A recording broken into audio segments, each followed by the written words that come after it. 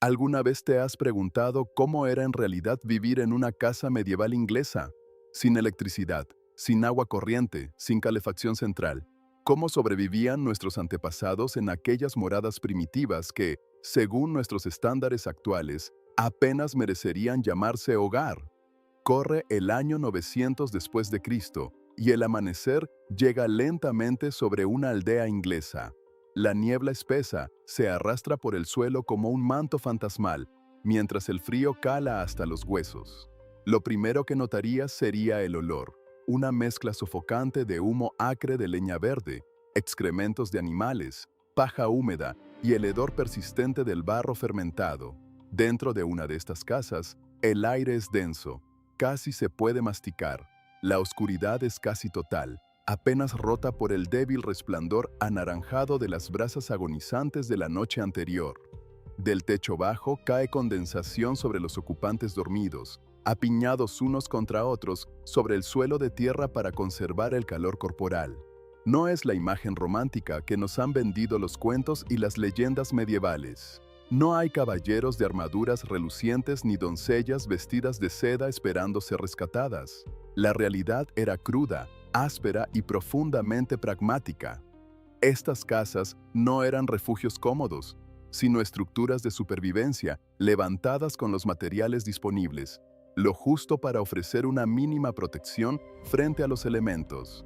Y hay algo sobre estas viviendas medievales que pocos comprenden hoy. No eran simples edificios, eran organismos vivos, en constante transformación, habitados no solo por familias humanas, sino por todo un ecosistema de criaturas que prosperaban en la oscuridad, la humedad y los desechos.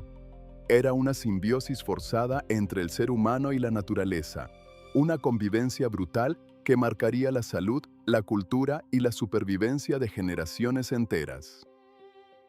Para entender de verdad la vida en una casa medieval inglesa del año 900, primero hay que comprender la estructura social en la que existían estas viviendas. La Inglaterra anglosajona tardía estaba organizada en un sistema protofeudal en el que la mayor parte de la población eran campesinos que trabajaban la tierra. Algunos eran hombres libres, pero muchos estaban ligados a sus señores locales y obligados a entregar una parte sustancial de sus cosechas como tributo. La vida transcurría en pequeñas comunidades agrícolas dispersas, agrupadas en torno a un señorío o una iglesia local. Una aldea típica contaba con entre 15 y 30 viviendas, habitadas por familias extensas. En total, una comunidad completa rara vez superaba las 200 personas. El aislamiento era profundo. Muchos campesinos nacían, vivían y morían sin alejarse jamás más de unos pocos kilómetros del lugar donde habían nacido.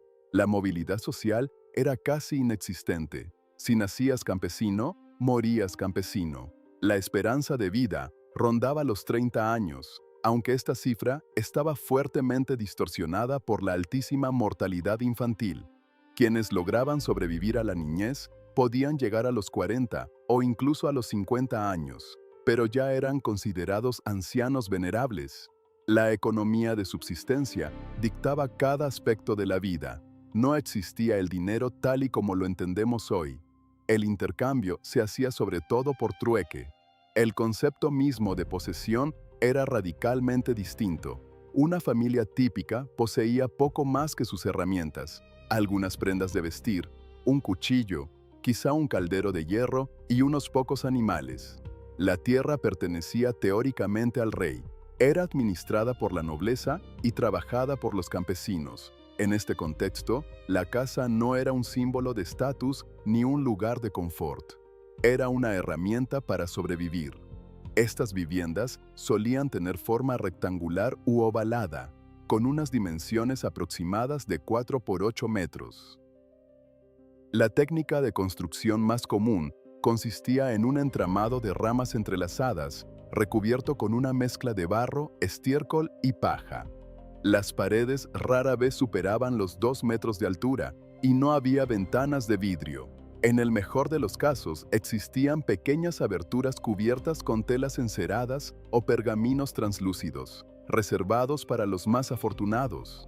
La mayoría de las veces permanecían abiertas o se tapaban con madera, dejando el interior sumido en una penumbra casi permanente.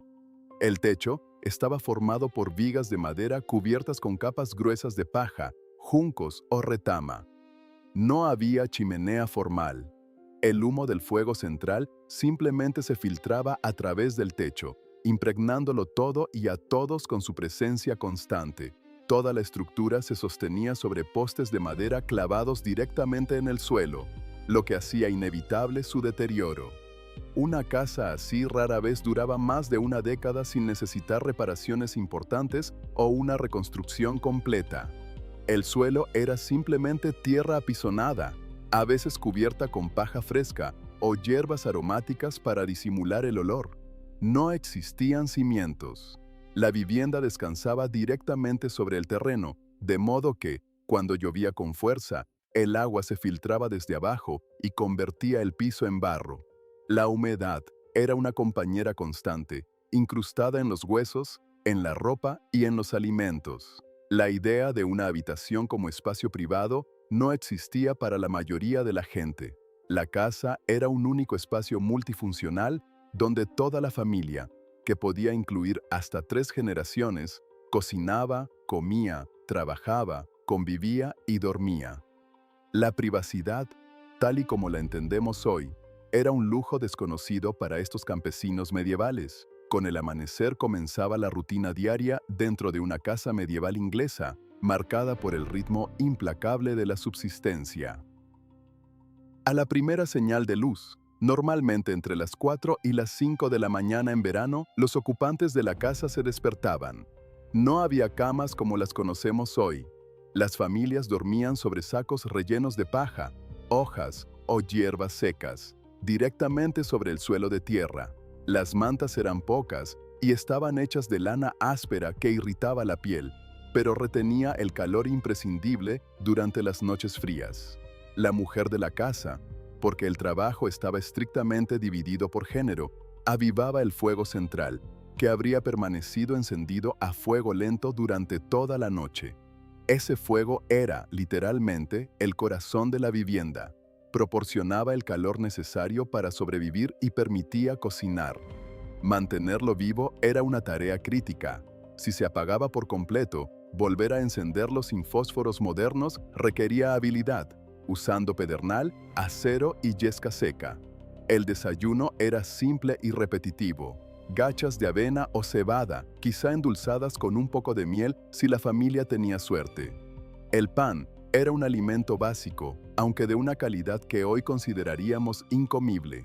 Denso, oscuro y con frecuencia contaminado con semillas de maleza, pequeñas piedras del proceso de molienda e incluso excrementos de roedores. La bebida principal era una cerveza débil, incluso para los niños, porque el agua disponible rara vez era segura para beber. Los utensilios eran mínimos: cucharas de madera tallada, cuencos de barro o de madera y tal vez un caldero de hierro que pasaría de generación en generación como una herencia valiosa. Los cuchillos eran herramientas personales. Cada adulto llevaba el suyo colgado del cinturón para comer, trabajar y, si hacía falta, defenderse. No existían tenedores ni servilletas. Se comía con las manos y éstas se limpiaban en la ropa o en la paja del suelo. Después del desayuno, la familia se dispersaba para cumplir con sus tareas. Los hombres partían hacia los campos comunales, llevándose consigo a los niños varones mayores de 7 años para que aprendieran el oficio agrícola.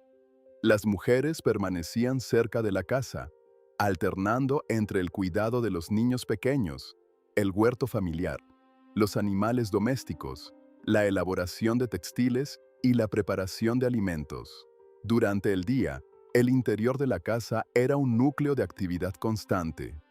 En un rincón, quizá una mujer mayor hilaría lana con un uso manual, con los dedos agrietados por el frío y el trabajo continuo. Otra podría estar amasando el pan del día mientras vigila a los niños pequeños, que gatean por el suelo de tierra compartiendo espacio con gallinas que entran y salen libremente, picoteando cualquier migaja caída. El calor del fuego atraía toda clase de criaturas indeseadas. Pulgas y piojos eran habitantes permanentes, instalados en la ropa, en la paja del suelo y en el cabello de los ocupantes. Ratones y ratas eran una presencia constante, atraídos por las reservas de grano almacenadas en cestas o en hoyos excavados en el suelo. Arañas y escarabajos recorrían las paredes de barro. Las moscas zumbaban sin descanso, sobre todo en los meses cálidos, depositando sus huevos en cualquier materia orgánica disponible. Lo que hoy consideraríamos una infestación intolerable era entonces un hecho cotidiano. No existía el concepto moderno de control de plagas. La convivencia con estos organismos era inevitable y en algunos casos incluso útil. Los gatos eran apreciados precisamente por su capacidad de mantener a raya a los roedores, aunque jamás lograban eliminarlos por completo. La higiene personal, según nuestros estándares, era prácticamente inexistente. Un baño completo era raro y podía ocurrir apenas unas pocas veces al año. El agua debía transportarse desde pozos o arroyos cercanos en pesados cubos de madera, y calentarla exigía tiempo y una cantidad considerable de leña. El jabón, cuando lo había, era un producto áspero hecho con grasa animal y lejía, agresivo para la piel, pero eficaz para quitar la suciedad más resistente. La ropa se lavaba con la misma escasa frecuencia. Una persona común poseía, como mucho, 2 mudas, una para el trabajo diario y otra algo mejor para ocasiones especiales. Las prendas eran de lana o lino basto, teñidas con pigmentos naturales que producían colores apagados, marrones, verdes oscuros y azules desvaídos. La ropa se usaba hasta deshacerse por completo, y antes de eso, se remendaba una y otra vez, hasta terminar convertida en trapos o en relleno para colchones. La necesidad de eliminar los desechos corporales se resolvía con un pragmatismo brutal. Para la mayoría de la población no existían instalaciones sanitarias propiamente dichas. Las letrinas, cuando existían, eran simples agujeros excavados a cierta distancia de la casa. Más a menudo, especialmente de noche o cuando hacía mal tiempo, los habitantes utilizaban el exterior inmediato de la vivienda o incluso rincones oscuros dentro de ella. Después, los desechos se recogían y se llevaban al montón de estiércol, un recurso valioso para fertilizar los campos. La comida del mediodía se llevaba a quienes trabajaban en el campo. Más pan, tal vez acompañado de un poco de queso, cebollas crudas o, en temporada, frutas silvestres. La cena, al anochecer, era la comida principal del día, un guiso espeso de verduras de temporada, nabos, coles, habas, quizá enriquecido con pequeñas cantidades de carne, si la familia podía permitírselo. La carne fresca era un lujo. Lo más habitual era consumirla salada, ahumada o ya en sus primeras fases de descomposición. Cuando caía la noche, el mundo medieval quedaba sumido en una oscuridad casi absoluta. Lo que hoy llamamos contaminación lumínica sencillamente no existía. La única luz artificial provenía del fuego central y, en ocasiones especiales, de velas de sebo malolientes o lámparas de aceite rudimentarias. La oscuridad era profunda, tangible, casi como una entidad viva que devoraba todo salvo el pequeño círculo alrededor del fuego. Las noches eran largas, sobre todo en invierno, cuando podían extenderse durante 16 horas o más. Sin libros, sin televisión, sin internet, las familias llenaban ese tiempo contando historias, cantando, rezando y realizando trabajos manuales que podían hacerse con poca luz. Reparar herramientas, remendar ropa, tejer. Los niños aprendían así las tradiciones orales de su comunidad, absorbiendo al mismo tiempo conocimientos prácticos y supersticiones. La figura más miserable de este entorno doméstico era quizá la de la viuda anciana, demasiado débil para trabajar en el campo, pero obligada a seguir siendo útil dentro del hogar. Con los ojos castigados por décadas de humo, los pulmones dañados por la misma causa, Las articulaciones deformadas por la artritis y el trabajo incesante representaba el destino final de quienes lograban vivir lo suficiente. Sin sistema de pensiones ni seguridad social, dependía por completo de la buena voluntad de sus familiares para asegurar su subsistencia básica. Si no tenía familia, su destino era todavía más precario: mendigar o realizar las tareas más degradantes a cambio de un lugar junto al fuego y algunas sobras de comida. Durante el invierno, la vida dentro de estas casas se volvía aún más brutal. Imagina la oscuridad absoluta de diciembre, cuando el sol apenas se deja ver unas pocas horas al día. El frío es penetrante, implacable. Las paredes de barro, por gruesas que sean, no logran contenerlo del todo. El viento silba a través de las grietas y arrastra ráfagas de nieve que se acumulan en las esquinas. El techo de paja, ahora mojado y pesado, cruje de forma amenazante. La familia entera, padres, abuelos, niños, se apiña alrededor del fuego central compartiendo su calor vital. Los animales más pequeños y valiosos, como gallinas, cabritos recién nacidos e incluso lechones, son metidos dentro de la casa para protegerlos del frío mortal. El olor es insoportable: humo acre, cuerpos sin lavar, excrementos de animales, comida fermentada, paja húmeda. La escasa exposición al sol provocaba falta de vitamina D, causando raquitismo en muchos niños y deformando sus huesos en crecimiento. Los resfriados y la gripe se propagaban rápidamente en estos espacios cerrados y hacinados. La neumonía era, a menudo, una sentencia de muerte, sobre todo para los más pequeños y los ancianos. Lo que hoy sería una infección menor tratada con antibióticos, entonces podía convertirse en gangrena y acabar con una vida. Las infestaciones parasitarias alcanzaban su punto máximo durante estos meses de encierro. Los piojos proliferaban en el cabello sin lavar y en la ropa que rara vez se cambiaba. Las pulgas saltaban libremente entre humanos y animales. Los parásitos intestinales eran prácticamente universales, robando nutrientes a cuerpos ya de por sí desnutridos. Las picaduras se infectaban con facilidad, y una herida pequeña podía convertirse en un problema mortal. El hambre era una amenaza constante hacia el final del invierno. Las provisiones almacenadas en otoño, grano, raíces, carne ahumada o salada, se iban agotando poco a poco. Para marzo, muchas familias sobrevivían con raciones severamente reducidas, consumiendo alimentos que, en tiempos mejores, se habrían considerado inaceptables: pan mohoso, carne rancia, hierbas silvestres amargas recogidas entre la nieve derretida. Y aquí está la realidad más impactante: estas condiciones no eran vistas como excepcionales ni especialmente duras por quienes las vivían. Eran, sencillamente, la vida, la misma vida que habían conocido sus padres y sus abuelos, y la que esperaban que conocieran también sus hijos. No tenían un punto de comparación que les permitiera entender cuán primitivas eran sus condiciones de existencia. Lo que nosotros veríamos como una miseria intolerable, ellos lo consideraban normalidad. La muerte era una presencia constante, una visitante despiadada que entraba en estas casas con regularidad. 1 de cada 3 niños moría antes de cumplir los 5 años. Las mujeres se enfrentaban en cada parto a una posibilidad real de morir.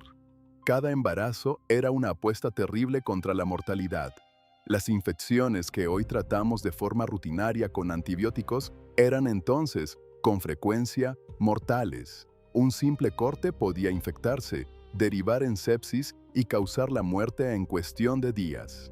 Cuando alguien moría, el cuerpo permanecía en la casa hasta el entierro, compartiendo el espacio limitado con los vivos. No existían funerarias ni procedimientos de embalsamamiento para el campesino común. El cadáver era lavado y amortajado por la familia, llevado después a la iglesia local para un breve oficio y enterrado finalmente en una tumba sin marcar en el cementerio comunal. El trauma psicológico de vivir en tales condiciones resulta hoy casi imposible de imaginar. La muerte infantil era tan frecuente que muchos padres desarrollaban mecanismos de defensa emocional, y a menudo no nombraban formalmente a los bebés hasta que hubieran sobrevivido su primer año de vida. La violencia doméstica, aunque no esté documentada estadísticamente, fue casi con toda seguridad algo endémico, agravado por el hacinamiento, la tensión permanente de la subsistencia y el consumo de alcohol como uno de los escasos placeres disponibles.